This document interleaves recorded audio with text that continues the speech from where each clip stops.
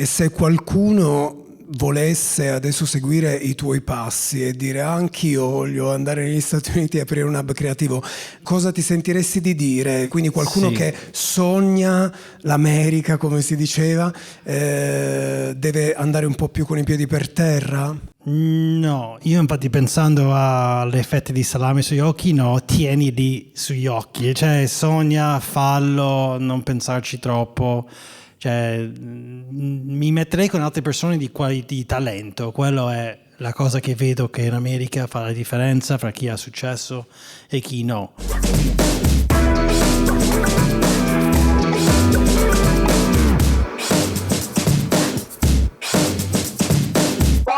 Benvenute e benvenuti a Desk Show, il tavolo dove cerchiamo di spiegare ai nostri genitori e ai nostri nonni che lavoro facciamo. Se ci state vedendo, oltre ad ascoltarci, vedrete che il tavolo questa volta non c'è, perché non siamo da Desk, ma siamo all'OIED di Milano, dove si sta svolgendo POV POV, la festa dell'istituto, che per tutta la settimana ha ospitato laboratori, talk, performance, e che questa sera ospita anche noi per una puntata speciale di Desk Show con 3 alunni. Il tema di questo incontro è fette di salami sugli occhi, perché vogliamo forse sfatare il mito di chi parte con la valigia di cartone e conquista gli Stati Uniti, o forse no, lo chiederemo ai miei ospiti di questa sera, che inizierei a presentare proprio da qualcuno che gli Stati Uniti li conosce, ossia Gabriel Zangari. Benvenuto. A fianco a lui c'è Ivana Gloria, regista. Gabriel, non ho detto, come faccio sempre, la tua job description, executive design producer, su cui tornerò immediatamente, e poi Marco Spinelli, documentarista, ciao, fotografo ragazzi, e divulgatore scientifico. Allora, visto che ho lasciato in sospeso questa cosa, la prima domanda che ti faccio e che farò anche agli altri è: come spieghi a chi non è dell'ambiente che cosa significa executive design producer e che cosa effettivamente significa, che cosa fai? Io di solito uso parole super semplici, perché come hai detto anche questa è la mia seconda lingua. In italiano dico faccio cose fisiche, cose che puoi tenere in mano. Di solito questo è quello di cui mi occupo, cioè ho un prodotto, cioè io ho studiato industrial design qui e ho continuato a fare cose fisiche, cioè è uno spazio che abiti, e gestisco dei team che fanno questi tipi di progetti. Credo sia più semplice forse nel vostro caso far capire che siete dei registi di documentari, anche perché nel tuo caso, Ivana Gloria, il tuo film, oltre ad essere passato dalla Festa del Cinema di Roma nel 2023, l'anno di Paolo Cortellesi, è disponibile su My Movies One Clorofilla, quindi è scientificamente provato che sei una regista, così come per Marco il tuo primo documentario su Prime Video, Missione Euridice, quindi avete le prove del vostro mestiere. Era facile anche prima che questi film approdassero sulle piattaforme? Beh, in realtà il riconoscimento aiuta sicuramente per un fatto anche di motivazione. Comunque è un lavoro molto difficile per tutte le varie fasi che affronta, però beh sì, è una check. una conseguenza. Esatto. Tu avevi diretto 3 cortometraggi prima di questo, poi parleremo, però sulla carta d'identità ti sei sempre fatta scrivere regista. No, beh, mi ricordo a un certo punto quando ho vissuto a Londra che ho detto vabbè, forse ora lo posso dire, però è sempre stato, cioè c'è stato un limbo, un momento dove mi sembrava di essere un po' un impostore a dire sono una regista, e poi però piano piano vabbè, lo sto facendo, lo devo dire. Mi suonava molto grosso, come il cinema anche, mi sembrava una roba molto lontana da raggiungere. E l'hai raggiunta, sì. Poi come adesso ce lo racconterai. Marco, tu hai ricevuto un altro riconoscimento, ossia essere stato inserito da Forbes nella lista degli under 30 più influenti per la divulgazione scientifica. Anche questo ha contribuito a stampare la tua carta d'identità? No, guarda, in realtà quello è stato un episodio totalmente inaspettato, perché è un po' una barzelletta, perché io non me l'aspettavo completamente. Sono quelle cose che fai il sabato sera con gli amici, quando invii la candidatura, così io dico col mignolo, e automaticamente un minuto dopo l'avevo dimenticato. Però insomma poi 6-7 mesi dopo è successo, quindi trovare su Forbes documentarista e divulgatore ambientale mi fa strano, come lei che dice cavolo, sono regista, perché insomma sono sempre i paroloni giganti. Però insomma possiamo dire che sta succedendo, quindi meglio così. La prossima domanda che vi faccio prima di brindare alla nostra salute, perché queste birre non sono finte, sono vere, e c'è anche un pubblico, adesso per dimostrarlo chiederei di applaudire per non essere preso per pazzo, perché così dimostriamo a chi ascolta questo podcast senza vederlo che non sono un mitomane. Innanzitutto, Gabriel, pronuncia il tuo nome, perché come lo fai tu non lo fa nessuno. Gabriel Zangari. Che cosa si studia per fare il mestiere, per fare le cose che fai tu? Che cosa hai studiato specificatamente tu e che cosa si dovrebbe studiare altrimenti? Io prima di studiare industrial design, che direi che alla fine è abbastanza chiaro come direzione, io ho studiato liberal arts negli Stati Uniti. Cioè, ho fatto 4 anni di università studiando. Facevi il pendolare. Ho fatto lingue e ho fatto arte. E poi a metà mi interessava veramente fare arte, però in qualche modo farlo diventare un mestiere per vivere, insomma, cioè per fare un lavoro.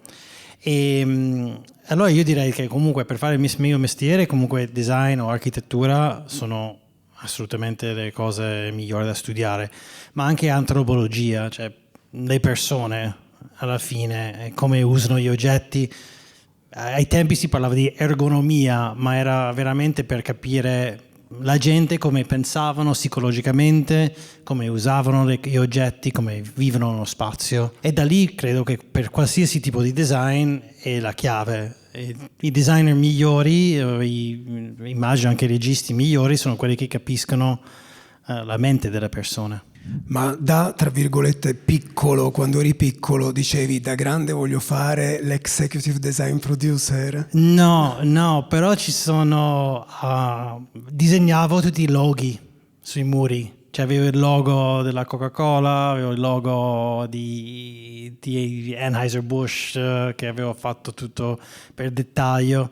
Allora, c'era questa anima del branding già da subito. No, io non sapevo cos'era un industrial designer fino a avere 20 anni, cioè non avevo mai sentito il termine.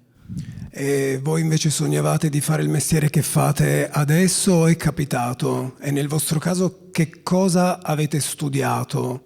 Io mi ricordo da bambina volevo fare un lavoro con la scrivania, dietro la scrivania con la luce carina, tipo, quindi non lo so che lavoro fosse. Tu da grande volevi l'ambiente, non sì, il esatto. mestiere. E poi mi ricordo che un sabato sera con delle amiche avevamo affittato un film così un po' così, ed era Se mi lasci ti cancello, che è un titolo un po' fuorviante perché in inglese è Eternal Sunshine of the Spotless Mind, e quel film per me è stato, perché vengo comunque da una famiglia, mia mamma fa la casalinga, nel senso nessuno mi ha fatto vedere film quando ero piccola, nessuno mi ha parlato di cinema, però quella è stata la prima volta, ho detto ma chi l'ha fatto questo? E quindi quel giorno mi ricordo, poi sono andata a googlare, era comunque i primi anni un po' di internet, e ho scoperto Michel Gondry era un regista.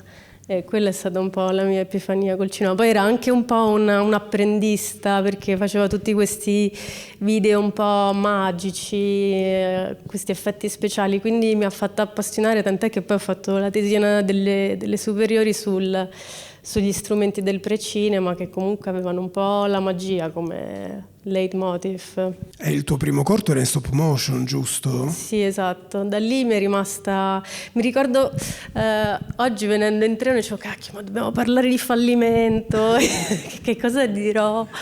E mi sono ricordata che io in realtà avevo paura della stop motion, perché guardavo Wallace and Gromit e mi mi faceva angoscia, cioè non so, mi metteva un'ansia, e però quell'ansia, quell'angoscia si è trasformata comunque in qualcosa, in un'attrazione. Quindi sì, tanti anni fa, i primi anni dello IAD, comunque la stop motion mi affascinava e l'ho un po' approcciata come autodidatta, tant'è che avevo preso la borsa di studio con un piccolo corto in stop motion. Quindi il cinema, a parte questa epifania con Michel Gondry, è capitato? Il cinema di finzione, mettiamola così forse. Mi ricordo una delle prime lezioni dello IED con Tina Porcelli, che forse tu conosci, perché è la prof di cinema, super seria, cioè non ne sbaglia una, che comunque incuteva un po' di timore. Mi fa: ma chi di voi vuole fare cinema qua? Tipo, chiediamolo anche al nostro pubblico, chi vuole fare cinema qua? 1 su 40. Pochi, dai, meno concorrenza. No, 3. E io all'epoca dicevo io voglio fare i video, voglio al massimo avere una mia piccola casa di produzione per fare i video pubblicitari, non lo so, delle cose piccole. Cioè il cinema mi sembrava, a parte stava a Roma, non lo so, quindi E tu invece dov'eri? a Milano, qua allo IAD.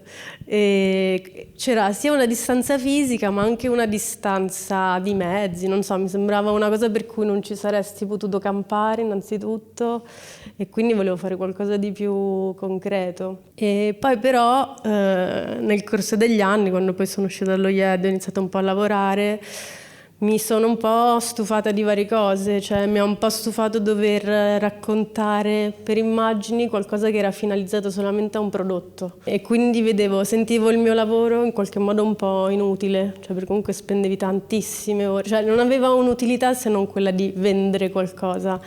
Sfondi una porta aperta a scrivere la golosità del cioccolato all'infinito. No, che poi ha tante cose belle, perché comunque ti permette di sperimentare tecniche. Io appunto lavoravo anche con l'animazione e mi ha un po' stufato, esatto, questa cosa qua, e di per sé pure l'animazione, perché comunque è un lavoro molto tedioso che ti porta ad essere molto solitario, tu a disegnare o ad animare pupazzi. Quindi avevo proprio voglia, mi hai detto si potevano dire le parolacce, ma mi ero censurata.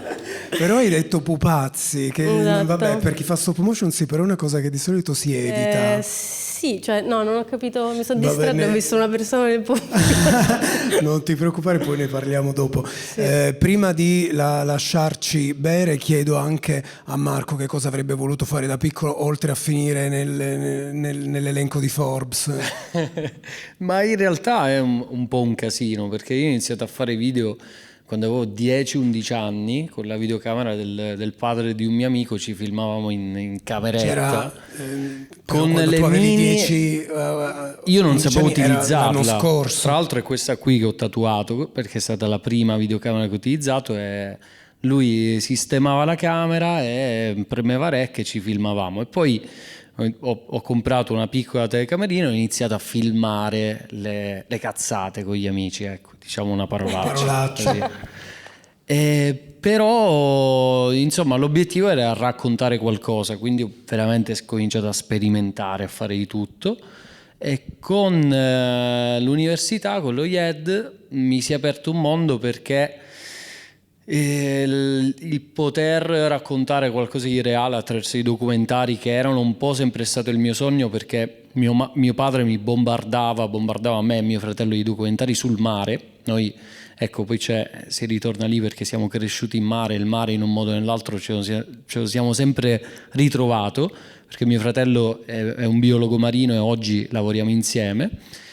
Io, ecco, iniziando con i video, con l'università, cominciando a raccontare storie, poi c'è stato un punto un bel po' di anni fa che ho detto devo andare sott'acqua con la fotocamera, quindi quello era l'obiettivo, e quella poi si è trasformata, avere la fortuna di avere un fratello con cui poter lavorare. Io dico sempre, lui è quello serio della famiglia, io sono quello creativo, no?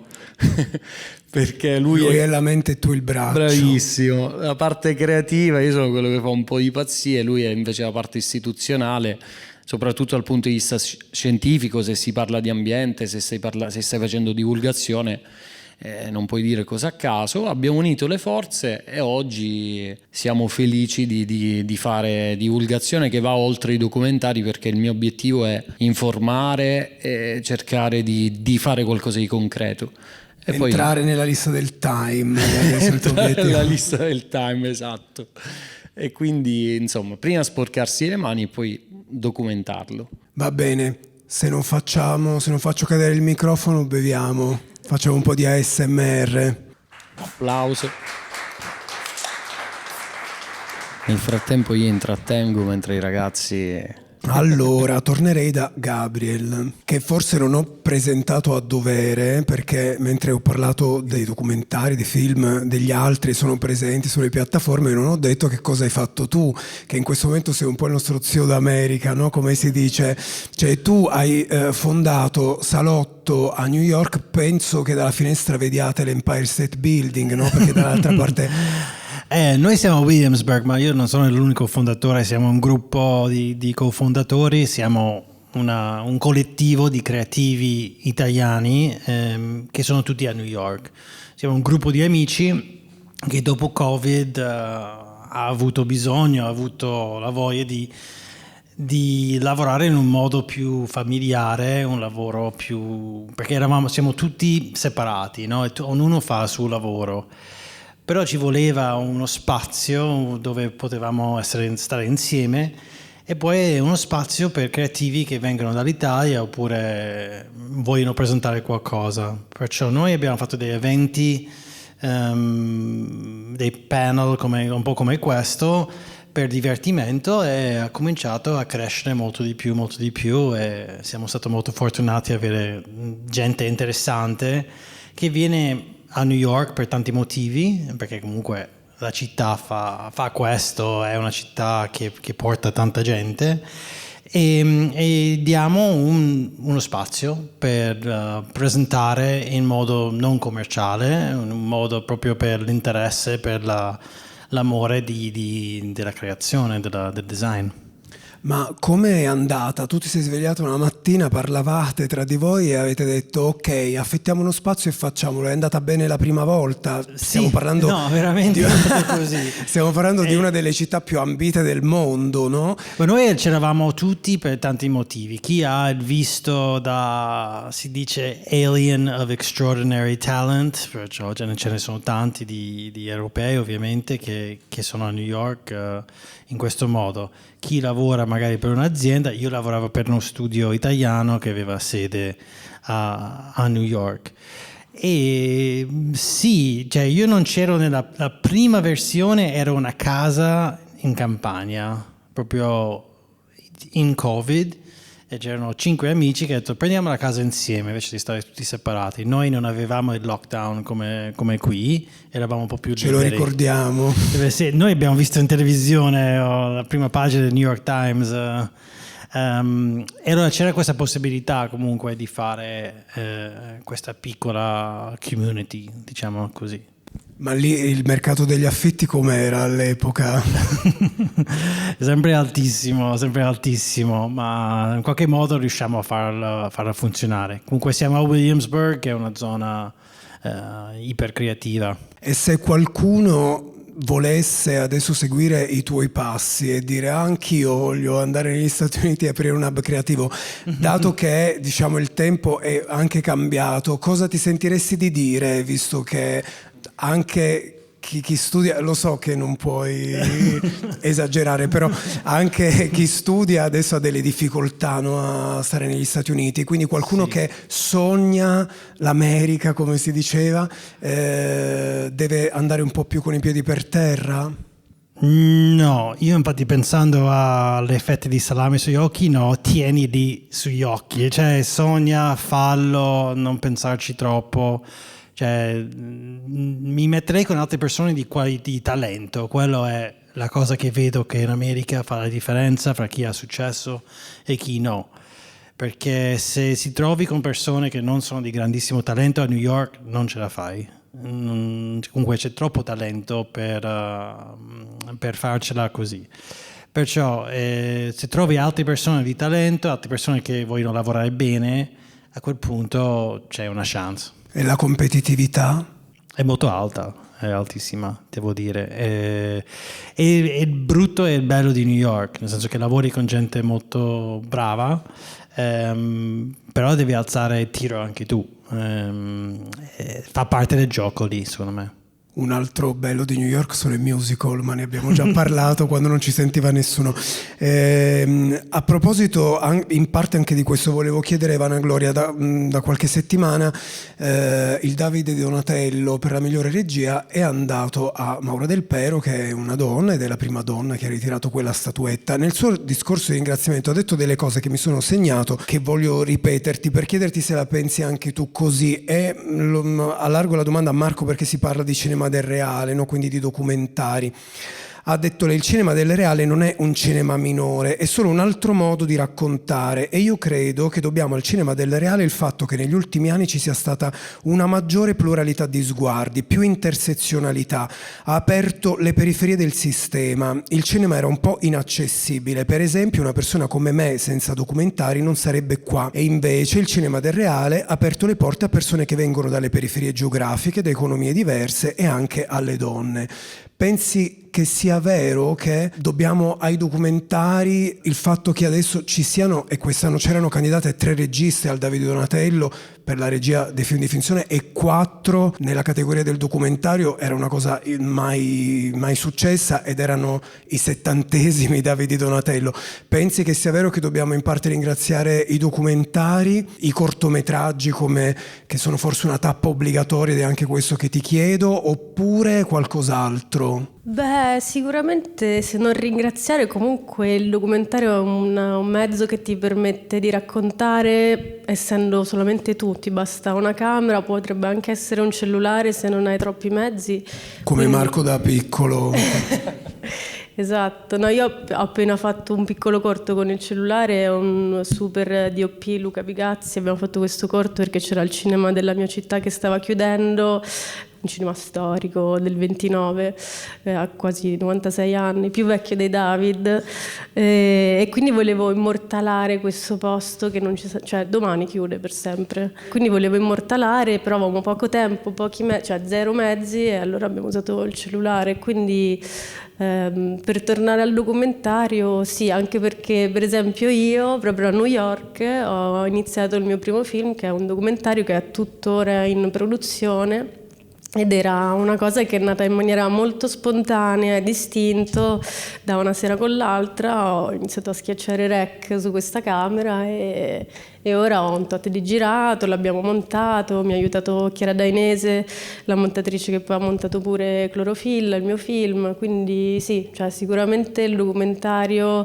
porta alla luce vissuti, storie, e ti permette di farlo con mezzi che un cinema di finzione richiede molti più mezzi, sì. Però sono anche distribuiti molto meno, visto che dobbiamo parlare di difficoltà. Poi questi documentari, chi li distribuisce, chi li guarda, come anche i cortometraggi, no? Che sono spesso la porta da cui tanti registi entrano.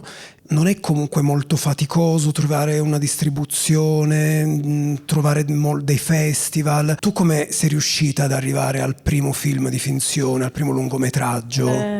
Per caso. No, la fatica nella distribuzione sì, c'è sicuramente sempre, e poi per il documentario magari sì, il grande pubblico forse non è abituato a guardare un certo tipo di cinema che magari facciamo riferimento noi, appunto, con queste autrici che hai citato, però ci sono tante piattaforme che li divulgano, come ad esempio Mubi o anche lo stesso My Movies One, o basta andare a un festival, comunque, nel senso, se uno li vuole vedere li trova.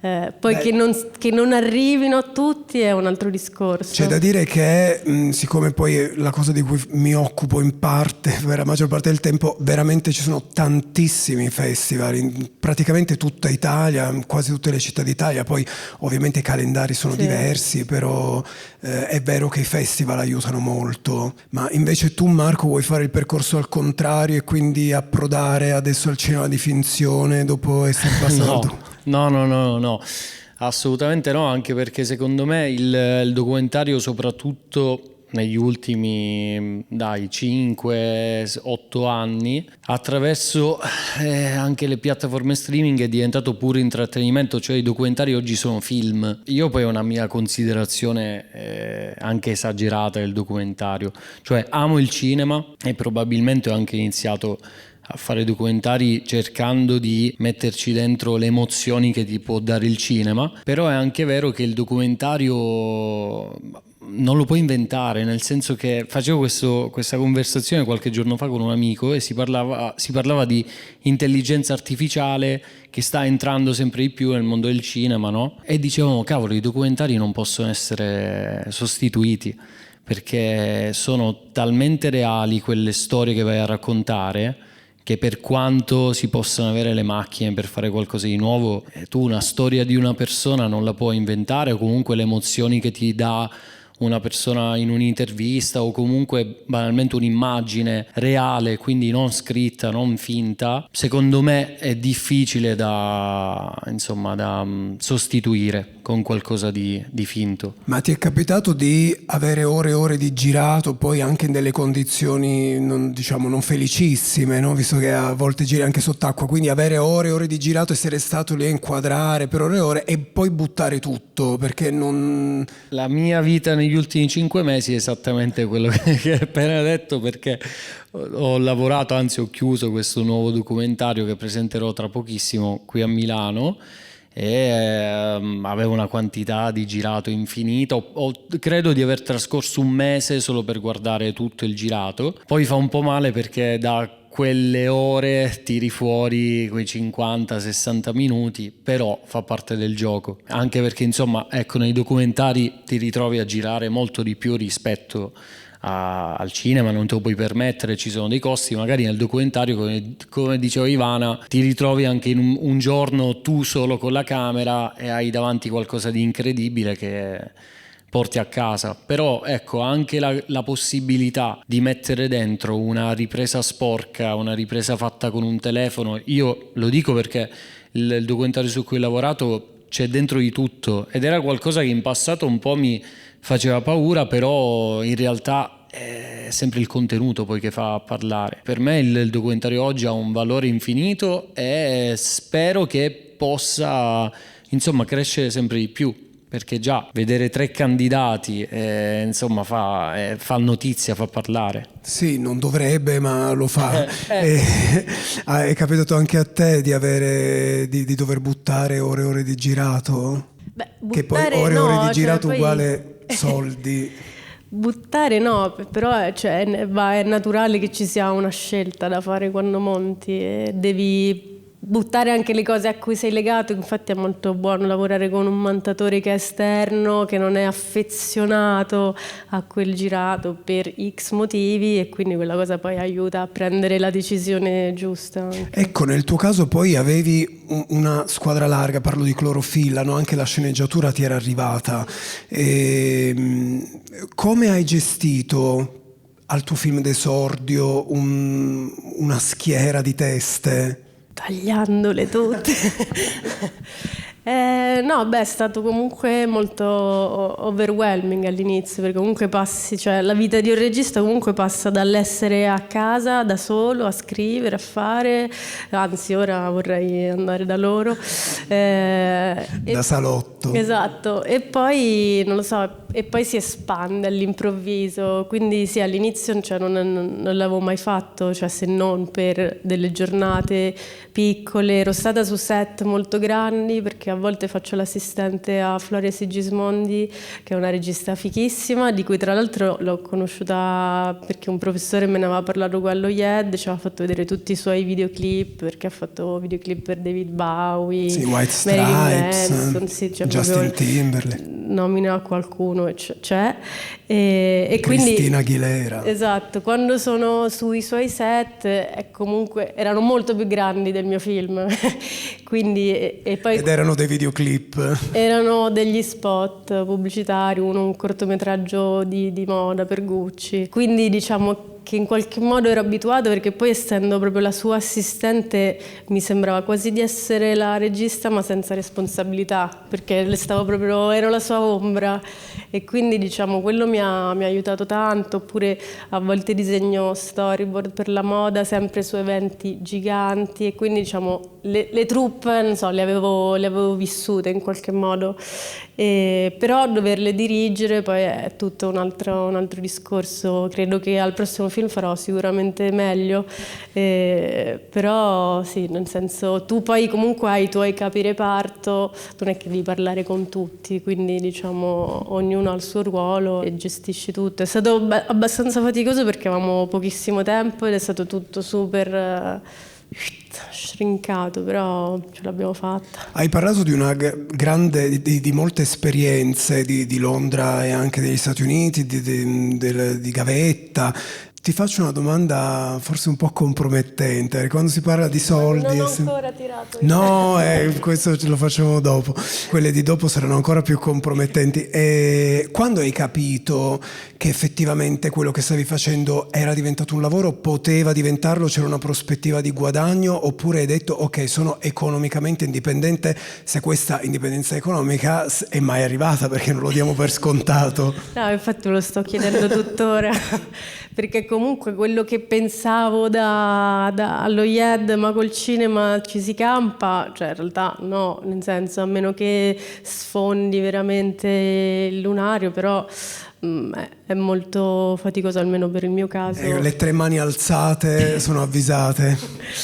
E quindi cioè, nel senso, è sempre un surfare l'onda che arriva. Però no, vabbè, è che è sempre un po' pieni e vuoti, almeno per quanto mi riguarda. Ci sono dei momenti che dici vabbè, wow, ce l'ho fatta, stasera offro io. Esatto, sì, ce la sto facendo. E altri momenti tipo ora che dici grazie, ci offrono il buono della Feltrinelli. Gabriele, faccio la stessa domanda anche a te. Anche tu affronti alti e bassi e ogni tanto hai dei dubbi che questo lavoro possa essere stabile, vivendo in una delle città più care del mondo? Sì, è quello del fatto che poi se non lavori per qualche mese lo senti. Certo. Cioè, e ti capita di non lavorare per qualche mese? No, a tutti i genitori no, non succede mai.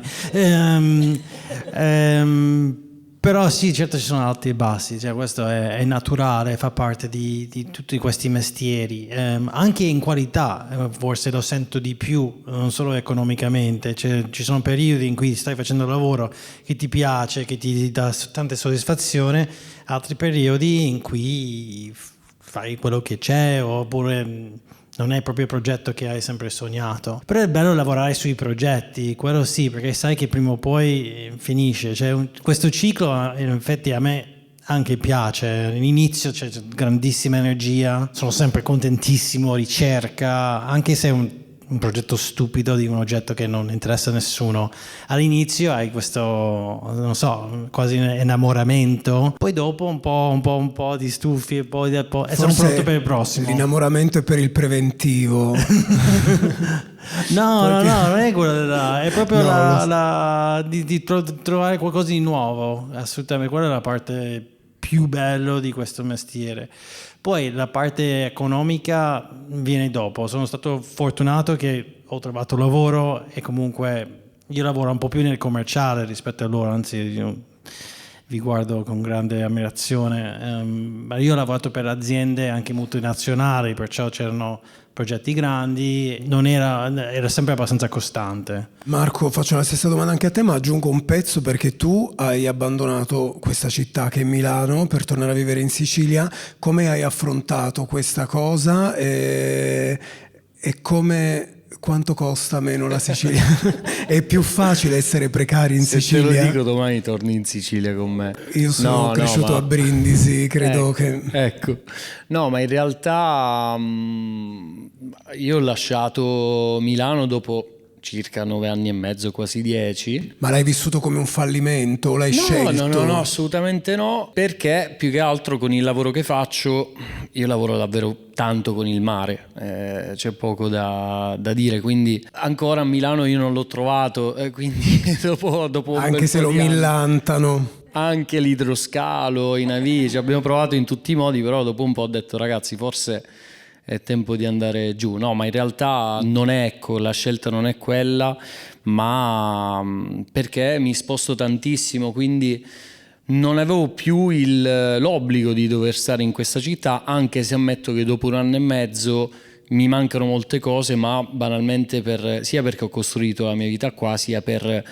contatti e dinamiche, clienti e lavori vari, anche se poi vado via da questa città per lavorare, quindi insomma potevo lavorare un po' da tutte le parti. Ma giù vieni visto come un alieno che è tornato a Catania da Milano? Perché di solito il viaggio è al contrario, no? Sì, assolutamente sì, sono un alieno perché insomma anche come diceva Ivana ci sono, ecco, questi periodi in cui stai tanti mesi chiusa a casa, è una vita un po' non dico complicata, però è un po' strana, non è la solita giornata, no? E secondo me devi essere anche disposto a surfare l'onda di cui si parlava prima, perché non esistono, almeno secondo me, non esistono certezze, ti devi buttare, se no non concludi nulla, parli con una persona veramente testarda, ma veramente a un livello infinito, i miei amici, insomma la mia famiglia lo sa, se hai un obiettivo vai.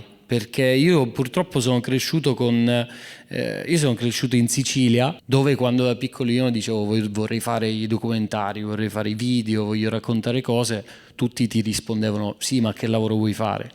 Ed è una roba... Ed è il motivo per cui siamo qui. Esatto, ed è classico, però quando avevo un'idea, un sogno, un qualcosa che poi magari anche nella vita si è realizzato, perché quando sei piccolo hai delle visioni utopiche che ti sembrano utopiche a quell'età, poi le raggiungi, ti rendi conto di quella roba lì e dici ah ok, adesso dove possiamo andare? Però ecco, se hai le persone attorno che ti demoralizzano e ti dicono che quella cosa non la potrei fare, almeno la mia considerazione è ascoltare te stesso e, come dicevamo prima, buttarsi, come facevi l'esempio dell'America.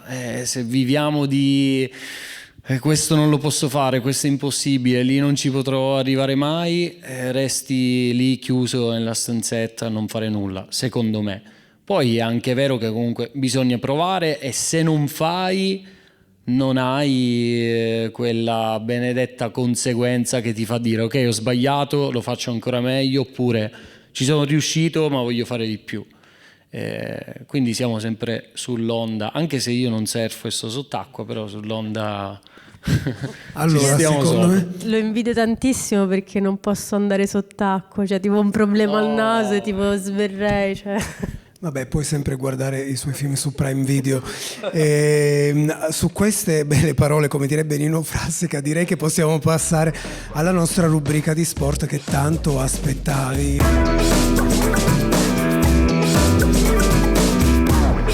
Ivana, vuoi essere tu la prima a cominciare? Allora, il gioco è questo.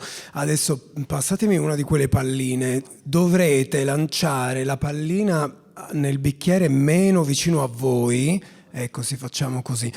Quindi voi due dovete cercare di fare canestro in questo bicchiere e viceversa, e tu in quell'altro. Avete anche a disponibilità un rimbalzo, 2 tentativi a testa. Se sbagliate dovete rispondere a una delle domande scomode che hanno preparato i miei autori e che io non ho ancora letto. Cominci tu? Ok, io devo fare la radiocronaca, quindi si prepara, respira, c'è quasi e lancia. Niente. Dobbiamo raccogliere, grazie. Secondo tentativo. Bella. Brava! Ti risparmi la domanda. Ok, Gabriel, il turno di Gabriel. Veramente... Primo tentativo noi, rimbalzo c'è stato ma niente canestro. Niente canestro. Allora, vuoi la domanda 1, 2 o 3? 3. Parlaci della peggiore figura di merda che hai fatto in università. In università ma ce ne sono veramente tante. Suspense. In lezione? Sì, No, fuori lezione. Ma no, sia durante che fuori dalla lezione. Beh, una volta ho vomitato in lezione. In classe? In classe, in parte per nervi, ma in parte per la sera prima, dovevo presentare una cosa e a metà ho vomitato. E se ne sono accorti per caso tutti? Sì, sono accorti assolutamente. Anche Vabbè, il però dai, ho dato $20 al bidello dopo perché mi sentivo talmente in colpa per questa cosa ed era molto imbarazzante. Però dai, rientra nei malesseri fisici, sei stato perdonato, immagino. Non lo so, questo non lo so. Andremo a letto col dubbio. Marco, Il mio sei è... anche il più sportivo tra noi. No, ma che sportivo... Primo tentativo, fallito, tieni, usa questa. Aspetta, la vedo proprio... Niente, hai a disposizione la 1 e la 2.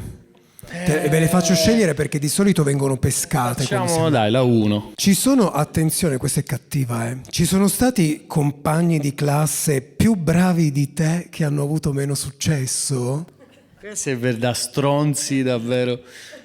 Ma non posso rispondere a questa domanda. Vuoi rispondere all'altra? Tanto non l'abbiamo quella letta. mi piaceva, quella di... quella l'avrei fatta come una domanda no scomoda, così per parlare del... No, però questi compagni non ti Vuoi dire qual è stata la tua peggiore figura? Figure in università ce ne sono tantissime. Vedete, perché io al Politecnico ero lì già alle regole. No, ma è bellissimo, ma parlare delle figure di M in università... Dai, diccela. Ma allora no, ve ne dico una freschissima, proprio appena arrivato in università. Forse dopo 3 settimane di lezioni. Ovviamente immaginati il ragazzino che ha iniziato l'università, quindi è tutto da Catania, da Caltanissetta, il centro della Sicilia. Quindi arrivi lì, conosci i tuoi compagni e tutto quanto, i professori sono comunque, sai, professore universitario, ok, prof, piacere. E c'era questo mio prof, eravamo nell'aula di video e insomma conosco i miei compagni, però dopo 3 settimane non è che li conosci tutti benissimo, no? Vedo questo mio compagno da dietro, era al computer, vado lì, do un colpo fortissimo sul collo, non era il mio compagno ma era il prof. E lui mi fulmina.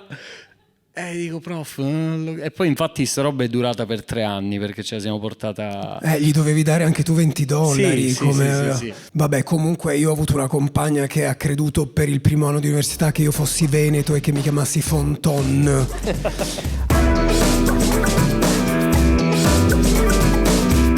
Dopo questo momento ilare passiamo a delle domande più comode, ma ve ne faccio una che di solito non faccio visto che abbiamo parlato tanto di cinema. Questa è una mia curiosità proprio che mi appassiona.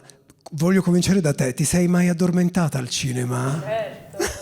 Possiamo sfatare questo mito? Beh sì, quando uno è stanco. E soprattutto quando guardi tanti film. Ma poi ti culla proprio, cioè è comodissimo. Dipende poi dal film, però una volta un mio collega disse più rombano più ronfo, quindi più sono film d'azione più ronfo. E a te mai è successo? Sì, assolutamente sì. Poi non è detto che uno va al cinema e tutti i film per forza devono essere incredibili.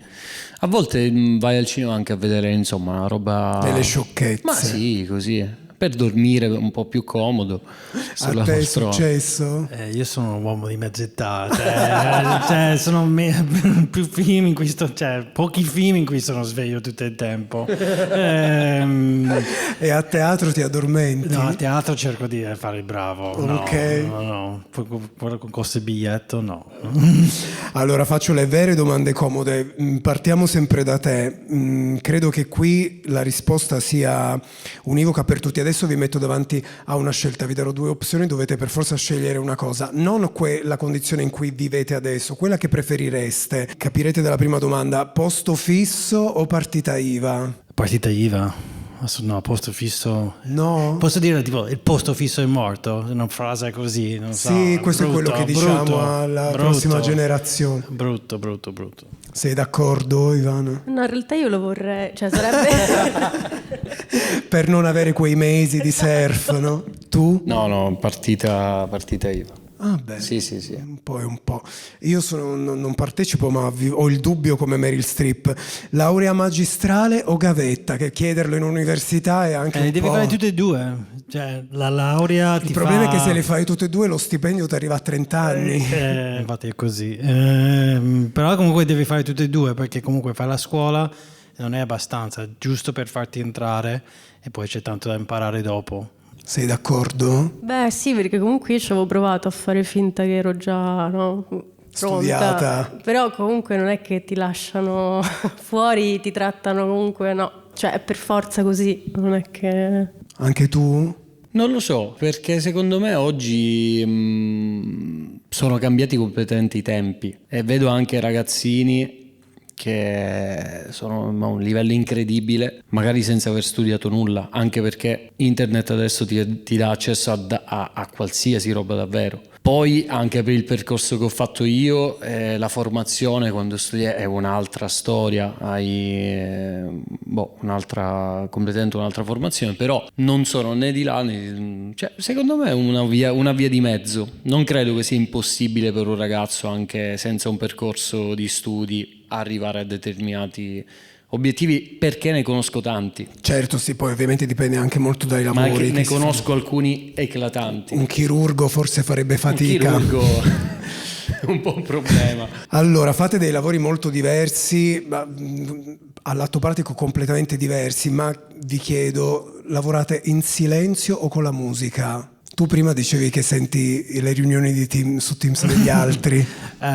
Sì, allora con musica, perché devo mettere le cuffie. Sì, con musica e varia dalla giornata, dal momento, però sì, potrebbe essere quelli di tipo white noise, però qualcosa sì, bisogna avere. Io a Roma ho tipo la casa fatta di cartongesso, quindi tipo i vicini sono questa coppia anziana. Io lavoro cioè vorrei lavorare in silenzio, però in realtà lavoro con la loro televisione. Mentana, le previsioni meteo, c'è la messa tutti i giorni. Cioè, quindi spaziano dalla 7 a Rai 1. Sì, quindi devo mettere, se voglio il silenzio, un white noise, cioè non so, le onde del mare.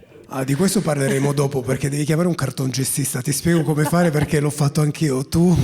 Ma secondo me dipende anche da cosa fai. Ci sono dei momenti dove non puoi avere la musica, se no ti sconcentra, però secondo me il 90% musica, ma davvero dalla colazione anche prima di andare a dormire io ascolto la musica. Boh, non lo so, sono pazzo? Magari sì. Ma in cuffia? O in filo diffusione? No, dipende dai momenti della giornata, però principalmente se sono a casa senza cuffie. Fuori obbligatoriamente le cuffie per vivere, se no è un problema. Cioè musica sempre se ti sposti.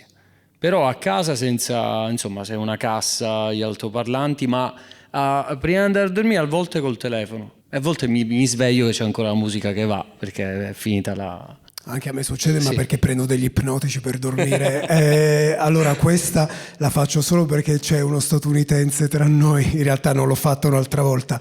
Il caffè lo prendete al bar o alla macchinetta da salotto? Avere una cucina, allora... Avete la moka? No, la moka no, abbiamo il Nespresso, se si può dire un marchio. Ormai l'hai detto. Esatto, quello abbiamo, però sì, diciamo espresso sì. 3 volte l'hai detto. Espresso volevo dire. Io non bevo caffè. No? Non mi piace. Cioè, in realtà l'odore mi piace tantissimo, ma se lo bevo mi fa diventare, cioè, tipo la cocaina. Nel senso, non lo so. Quando facevi l'assistente portavi il caffè a Flore Sigismondi? Sì, cappuccino col miele e qualcos'altro. che ci dirai dopo. Caffè, ma in tutti i modi. Quantità infinite. Tachicardia. sì, io faccio un abuso di caffè importante, però principalmente macchinetta, dai. Moka. Per socializzare, perché la domanda è per... No, perché tu dicevi prima o al bar Sì. o... no, al bar no. Al bar durante Nei la famosi giornata... bar di Catania. Ah, sì, il caffè giù è ovviamente...